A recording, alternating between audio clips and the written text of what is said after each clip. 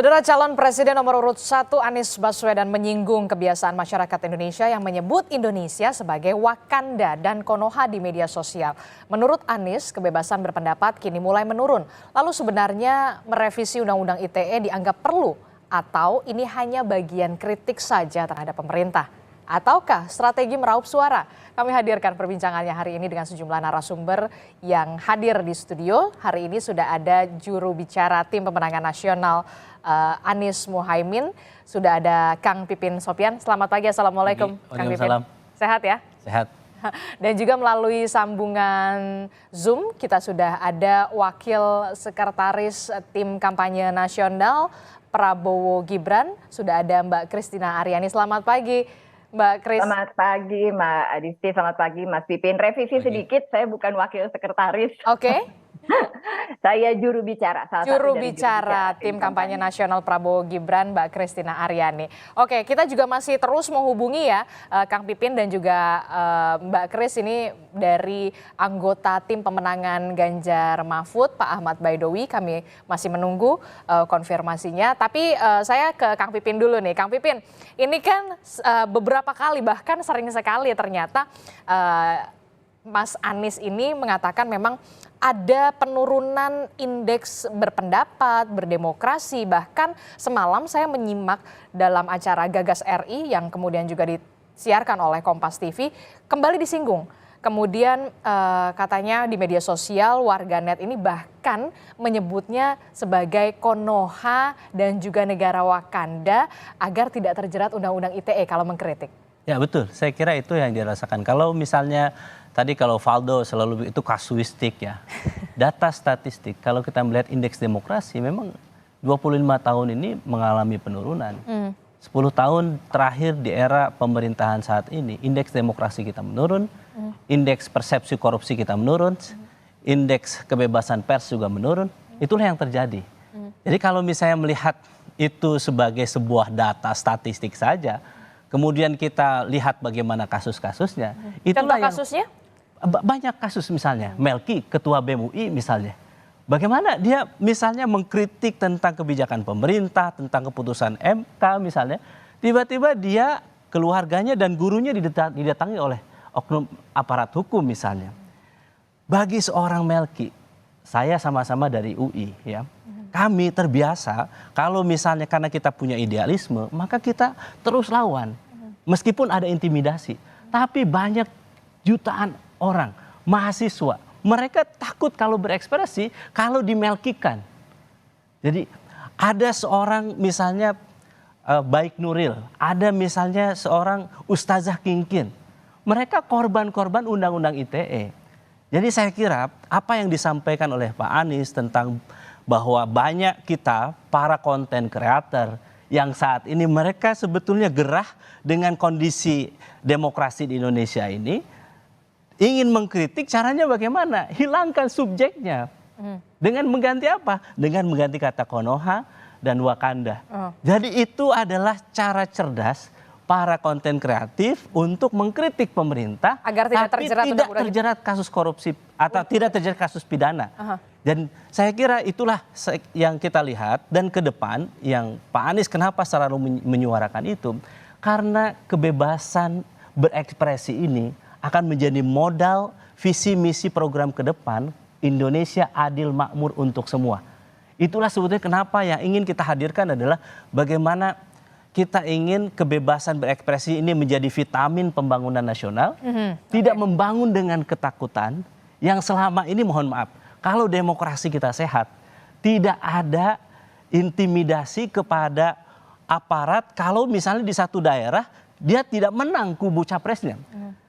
Kalau demokrasi kita sehat, tidak ada satu pengusaha pun yang mereka takut untuk menyumbang ke salah satu capres karena akan dipersoalkan pajak dan sebagainya. Jadi kebebasan berdemokrasi ini, saya ingin berbicara kepada masyarakat, terutama kalangan menengah, mahasiswa. Saya kira kalau misalnya saat ini merasa bahwa kebebasan berekspresi ini menjadi persoalan kita, kebebasan pers kita juga menjadi persoalan, maka saatnya memang perubahan. Dan Pak Anies ingin menunjukkan, beliau ketika menjadi gubernur DKI, banyak yang memfitnah, banyak yang mengkritik, tidak ada satupun orang DKI atau di luar orang DKI yang dikriminalisasi, yang diadukan secara hukum kepada aparat hukum. Oke, kalau menurut Kang Pipin ini tidak hanya sekedar statistik saja, kemudian ada beberapa kasusnya juga. Melihat ini kemudian Pak Anies juga mengatakan indeks demokrasi kita turun, kemudian indeks berpendapat kita turun. Mbak Kris, Anda sependapat soal ini? Oke, pertama-tama saya mau sampaikan dulu, ini bukan sesuatu yang baru. Jadi Undang-Undang ITE itu kan tahun 2008, kemudian dilakukan revisi pertama tahun 2016.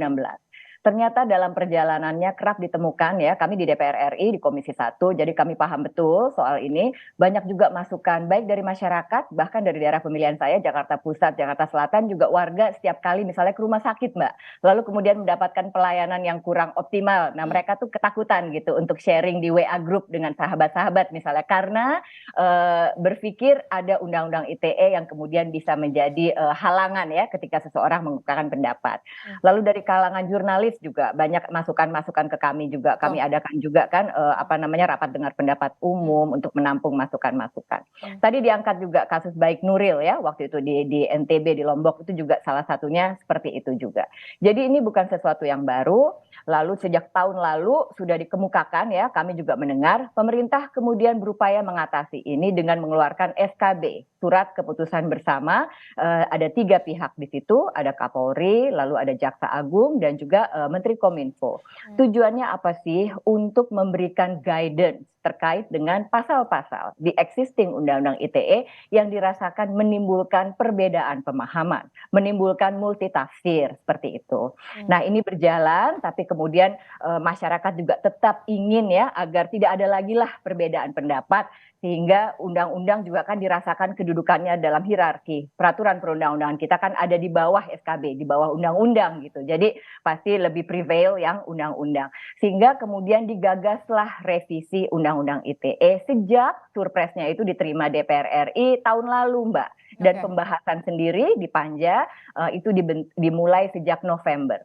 Setelah 14 kali melakukan rapat, akhirnya kemarin ya, kemudian disetujuilah revisi Undang-Undang ITE, selain mengatur hal-hal yang selama ini dianggap problematis ya, menimbulkan perbedaan pemahaman, multitafsir dan lain-lain. Undang-Undang revisi kedua, Undang-Undang ITE ini juga mengatur beberapa hal baru, antara lain perlindungan anak ya terhadap paparan sistem informasi yang ya tidak berpihak pada anak, jadi ada verifikasi dan lain-lain. Jadi sebetulnya dengan revisi undang-undang ini perbedaan pemahaman tadi sudah tidak perlu dikhawatirkan lagi. Kalau sekarang juga misalnya orang mudah sekali ya mengadukan orang lain, bahkan mungkin bukan dia korban tapi merasa tidak suka dengan adanya suatu pengaduan, dia kemudian bisa mengambil standing untuk mengadukan orang lain. Nah di undang-undang revisi ini tidak demikian. Korbanlah yang bisa mengadukan dan bukan badan hukum. Jadi nggak bisa tuh yayasan, PT dan institusi lain kemudian ujuk-ujuk mengadukan. Oke, kan kita juga banyak sekali anggapan yang mengatakan Undang-Undang ITE ini bisa disebutkan pasal karet begitu ya, dalam tanda kutip ya. Bahkan banyak di warganet di media sosial yang mengatakan bahwa ketika mengkritik menggunakan kalimat, dirubah kalimatnya menjadi negara Konoha, Wakanda. Tanggapan Anda atau jawaban Anda soal ini? Ya kalau itu saya pikir lebih merupakan satir ya Mbak ya. Karena bukan spesifik menuju seseorang. Ketika kita bicara soal pasal karet, perbedaan pemahaman, multitafsir, itu harus spesifik. Misalnya saya di sini, saya menyerang Mbak Adisti gitu ya. Nah itu berarti kan Mbak Adisti bisa, atau saya menyerang suatu institusi. Tapi ketika saya menggunakan suatu analogi negara anta beranta, itu sebetulnya lebih merupakan satir. Jadi tidak person yang ini. Kalaupun ada yang keberatan dengan kata-kata misalnya Indonesia, nah sekarang memang pasal yang existing memungkinkan ada masyarakat yang tidak suka dengan masyarakat lain, itu bisa mengadukan. Tapi nantinya dalam revisi ini itu sudah tidak demikian lagi. Kita justru ingin agar ekosistem ruang digital ini sehat ya. Kita memberikan kebebasan bagi orang untuk berekspresi, menyatakan pendapat. Tapi tentunya tetap dengan santun loh Mbak ya. Jadi jangan ruang digital ini kemudian jadi ruang hujat menghujat. Betul. Kritik itu harus konstruktif ya. Kita semua ini satu bangsa, satu negara. Jadi ruang yang kondusif untuk menyampaikan pendapat ini tentunya harus terus kita jaga.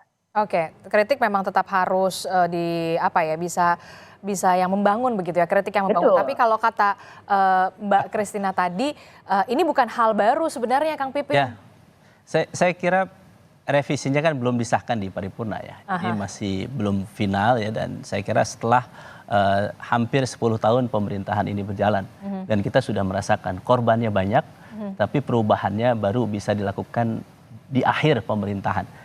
Saya kira ini tentu ya, setelah korban banyak dari Undang-Undang ITE ini, sudah beberapa kali kami dari PKS itu mengajukan supaya segera dilakukan revisi Undang-Undang ini. Gitu ya. Jadi saya kira itu yang pertama. Terus yang kedua, saya kira tadi memang kata santun ini mudah diucapkan, tetapi memang sangat berbeda antara santun yang satu dengan santun yang lain. Tetapi memang capres kami memandang ya, kalau kritik sampaikan saja.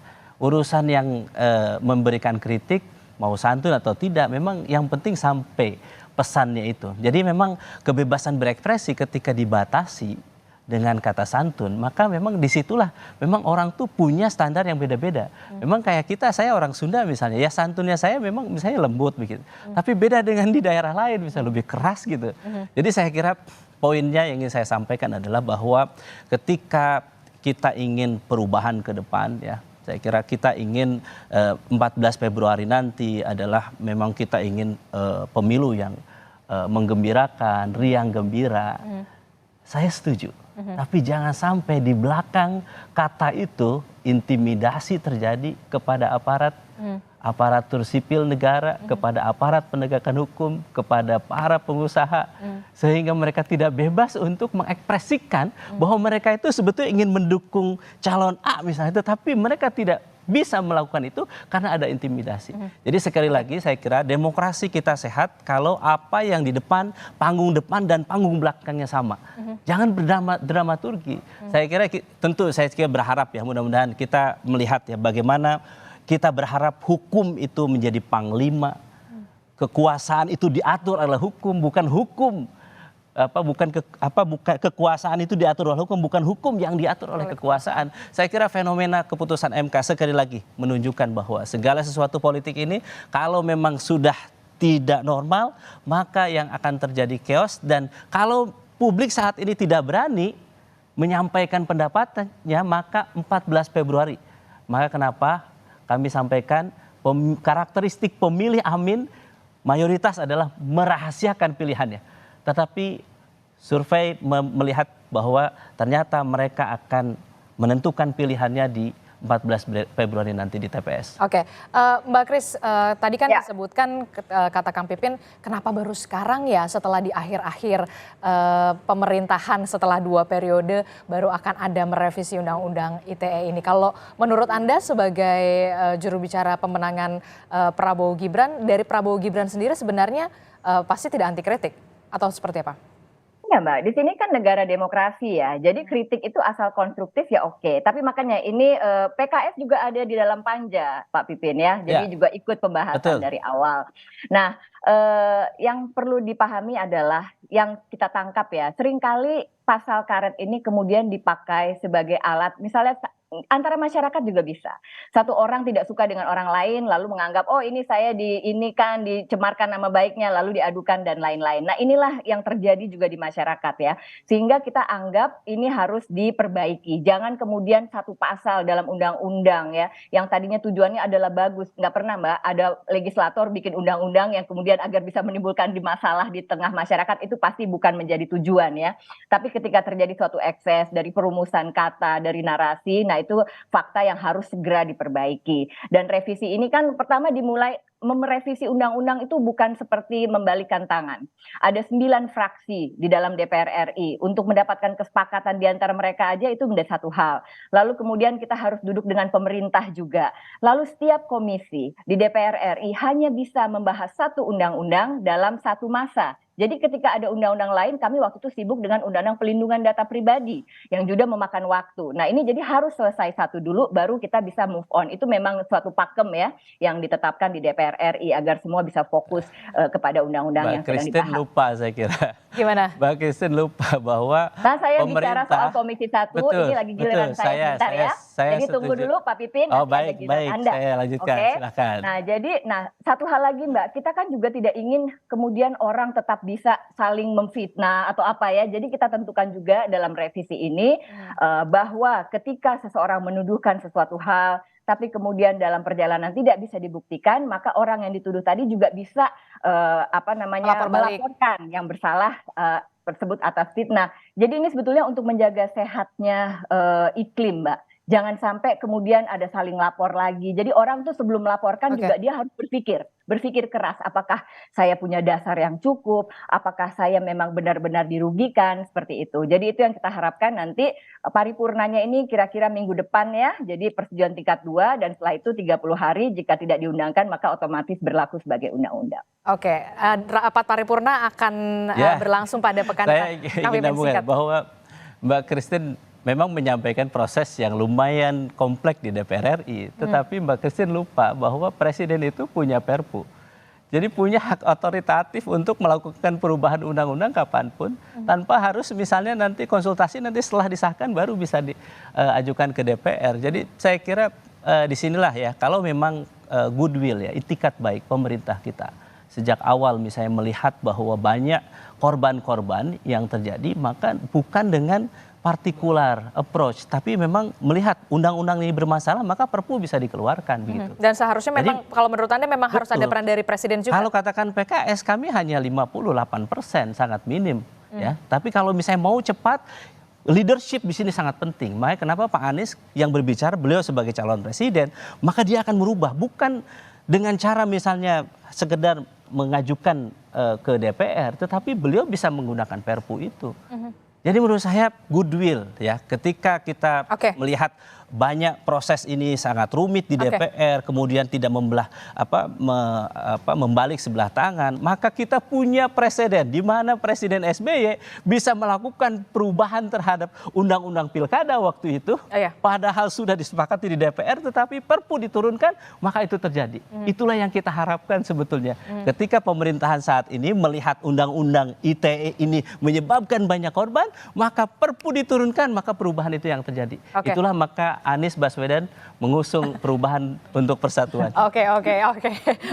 Kita nanti akan berbincang juga Mbak Christine dan juga Kang Pipin dengan pemerhati media sosial. Sebenarnya memang betulkah warganet setakut itu kemudian mengeluarkan pendapatnya sampai-sampai harus menggunakan kalimat Konoha dan juga negara Wakanda? Tetaplah bersama kami di Sapa Indonesia Pagi, kita akan bahas usai jeda.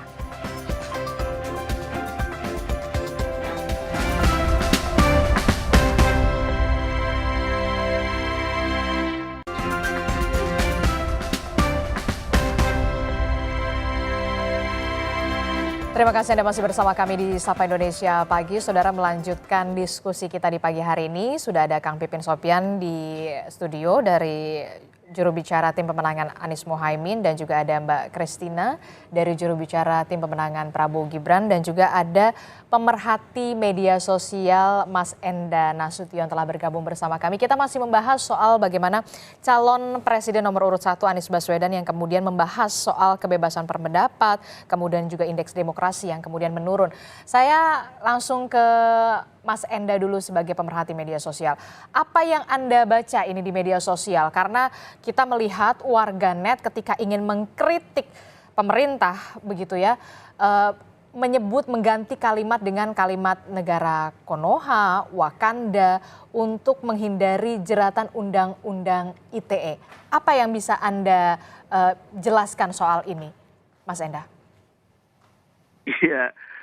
Undang-undang ITE ini kan sebenarnya memang problematik ya sejak diturunkan tahun 2017.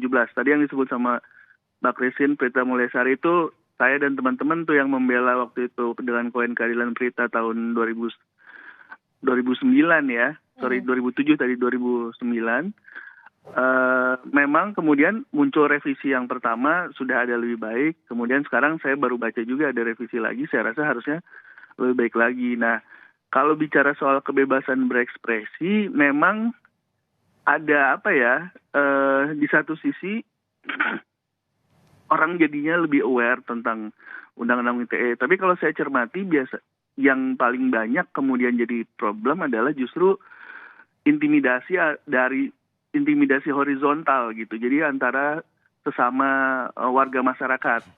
Jadi kalau misalnya ada sesuatu tiba-tiba saya laporin undang-undang ITE lo gitu. Jadi undang-undang ITE ini kalau kita baca datanya, nah saya juga pengen tahu datanya berapa banyak sih yang sampai kemudian ke pengadilan, lalu kemudian sampai ada keputusan bersalah dibandingkan dengan pengaduannya gitu, dibandingkan dengan konfliknya gitu. Jadi harusnya kalau kita bicara memang muncul adanya sebuah suasana yang represif misalnya gitu ya, apalagi kalau saya dulu mengalami zaman Orde Baru, ya jauh berbeda ya. Sekarang kayaknya kita secara umum walaupun secara bercanda kita bilang Wakanda, Konoha, tapi orang pejabat bisa di roasting misalnya gitu ya. Stand up comedian boleh mengkritik. Saya belum pernah dengar tuh ada orang yang sampai kemudian dituntut oleh pejabat negara gara-gara acara komedi. Walaupun memang sambil bercanda-bercanda ini para stand up comedian juga takut gitu ya. So, aduh nanti tiba-tiba gue hilang nih atau tiba-tiba nanti ada yang dijemput. Tapi pada prakteknya, jadi harusnya saya nggak punya datanya, tapi mungkin teman-teman yang hadir bisa mengungkap datanya berapa banyak sih setiap tahun jumlah orang yang kemudian sampai dituntut, terutama oleh rezim ya, oleh pemerintah atau penguasa menggunakan undang-undang ITE. Tapi kalau konflik horizontal, saya rasa memang tumbuh karena dalam arti gini, pengguna internet yang makin banyak, pengguna media sosial makin banyak, konflik atau pertentangan secara horizontal juga makin banyak. Jadi memang mungkin banyak yang menggunakan kata saya tuntut loh ya pakai undang-undang ITE sebagai sebuah intimidasi gitu. Dan kebetulan yang nanya ke saya juga banyak tuh. Jadi kayak misalnya sekedar mengeluarkan orang dari WhatsApp group, bisa nggak ya gue tuntut pakai undang-undang ITE misalnya gitu ya. Atau berkonflik cuman gara-gara berbalas komen, bisa nggak ya gue tuntut pakai undang-undang ITE. Dari dulu sebenarnya undang-undang ITE sebagai sebuah tataran hukum adalah harusnya sebagai last resort untuk menyelesaikan konflik. Ada etika, ada norma. Nah itu dulu yang harusnya digunakan. Baru kemudian tidak ada jalan keluar. Oke, kita maju ke ke pihak aparat hukum misalnya gitu. Karena kan kalau nggak kasihan aparat hukumnya habis waktunya cuma ngurusin masalah konflik antar warga negara aja gitu. Oke, tapi kalau dari Anda, Mas Enda, Anda melihat kemudian setakutkah itu warganet untuk mengkritik pemerintah di media sosial sampai-sampai harus kemudian menggunakan kalimat pengganti begitu? Nah, kalau di media sosial ya, kalau dicermati tiap hari banyak banget kritik sama pemerintah dan bebas-bebas aja. Tapi memang, nah gini, nggak bisa kita tidak bisa spesifik misalnya ya. Jadi warganet juga berstrategi nih sekarang memang ya, entah itu karena ya mau main aman aja atau memang mau main aman. Jangan sampai terjerat undang-undang ITE. Betul. Jadi tidak spesifik terhadap siapa. Lalu kemudian tidak karena di Twitter terutama di Facebook, Instagram juga tidak harus selalu menggunakan nama pribadi atau nama resmi kan ya. Dan menurut saya kritik ini sebenarnya juga kita dampaknya juga perlu dilihat, kerusakannya perlu dilihat kalau memang ada pencemaran nama baik gitu. Kalau misalnya akun nggak jelas lalu ngomongin tentang kita, ya biarin aja lah, nggak ada yang lihat juga gitu. Tapi kalau misalnya ada tokoh agama atau tokoh publik gitu ya, pengusaha yang kemudian mengeluarkan sebuah statement yang kayaknya memang punya reputational damage gitu yang besar sama seorang pejabat atau seorang itu ya, pejabatnya mungkin juga ini kalau dibiarin nanti orang ngerasa jangan-jangan bener nih gitu kan. Jadi saya juga harus melakukan sesuatu. Nah cuman balik lagi kalau menurut saya, kalau secara umum ya sekarang sih jauh lebih bebas tentunya kalau kita bandingkan dengan sebelum-sebelumnya. Tapi memang harus ada strateginya, harus hati-hati ya. Mungkin salah satunya harus hati-hati berarti itu Anda melihat ada masih ada ketakutan di situ. Nah, lebih kehati-hatian aja ya, jangan kemudian terlalu terbuka atau terlalu frontal aja. Takut sih, kalau takut kan nggak diomongin dong gitu. Kalau ini sih ngomong aja, kritik aja gitu. Cuman ya kita berstrategi aja gitu kalau mau ngomong sesuatu gitu. Kalau memang cuek dan berani ya silakan aja. Banyak juga yang melakukan yang cuek dan berani gitu. Oke, Kang. Oke. Ya. Kang Pipin, tadi dari media sosial pemerhati Mas Enda bilang sebenarnya kalau kebebasan berekspresi dan berpendapatnya jauh lebih bebas kalau sekarang, cuma lebih berstrategi aja gitu. Jadi karena Mas Enda membandingkannya dengan Orde Baru. Coba kalau membandingkannya dengan 10 tahun yang lalu di era Pak SBY, ini beda ceritanya. Dan indeks demokrasi kan turun setelah 2015. Sampai saat ini kan trennya penurunan. Jadi saya kira tadi ya. Dan iya, dari indeks demokrasi dari skornya 7,03 di tahun 2015 turun menjadi 6,71 di tahun 2022. Betul.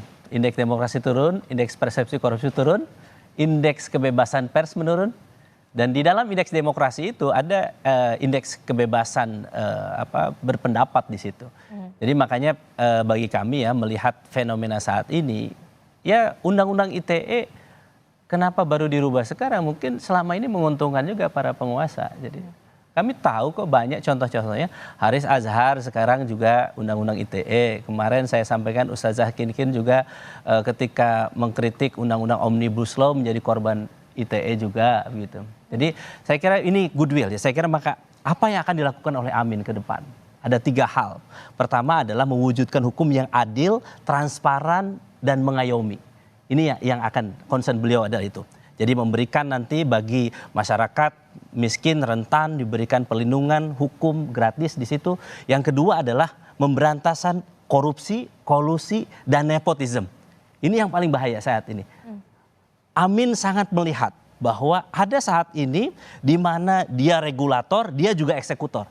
Ini yang sebetulnya menjadi ketidakpastian hukum di situ. Ada orang yang mengambil keuntungan ketika dia menjadi seorang regulator. Yang ketiga adalah memberikan kebebasan berekspresi dengan merubah undang-undang ITE. Kalau misalnya tidak selesai oleh DPR, maka peraturan pengganti undang-undang yang itu adalah domainnya, otoritasnya presiden mungkin akan diambil oleh Pak Anies Baswedan.